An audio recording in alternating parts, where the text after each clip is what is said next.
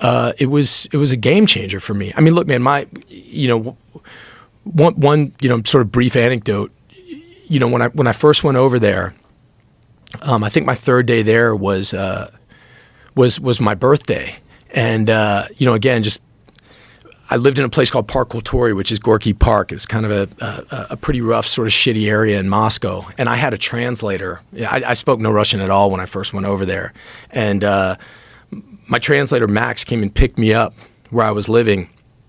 And he took me to the Moscow Art Theater, which is on Tverskaya, right across the street from Red Square. It's a few subway stops in a couple different directions to get there. And once we got there, the one thing that they tell you that's absolutely essential at all times is you always have to have your papers back then. At that point, the mayor ran the mafia, the mayor's police. They didn't really have a salary. They made their money by what they could sort of shake people down for.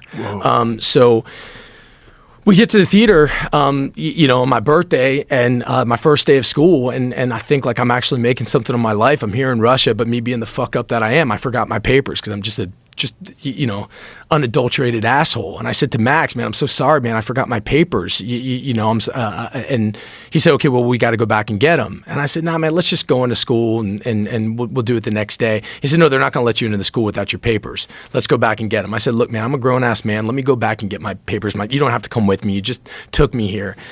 So I convinced him to let me go by myself. And then again, me being the asshole that I am, and everything's in Cyrillic, I couldn't read anything. I got completely fucking lost. And I just had no idea where I was. I'm 3 days in Russia.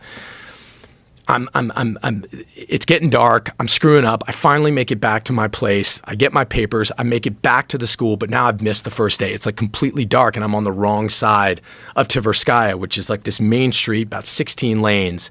And I got to get to the other side to get to school.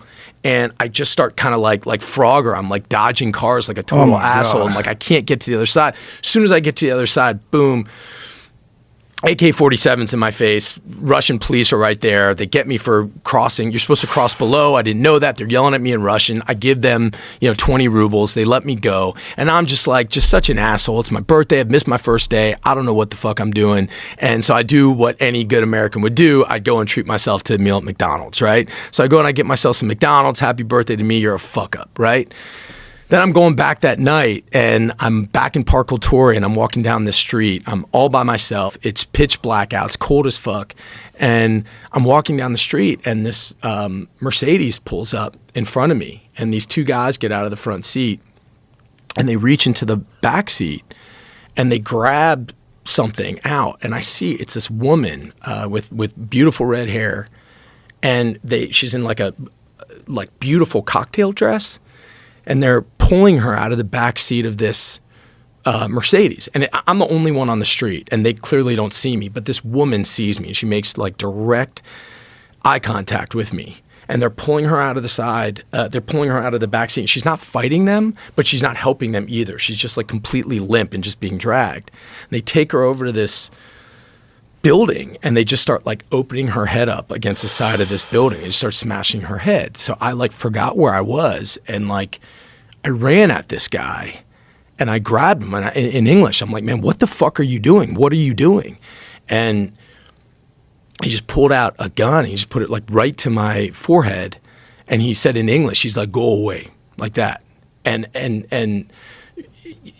Joe, I knew like in an instant, man, I knew in an instant that like it was like I was a bug, like that was a different, I'd seen guns before, I'd seen stuff before. I just knew that this was a completely different level. And so, I walked away listening to that, to what they were doing. And it was like day 3.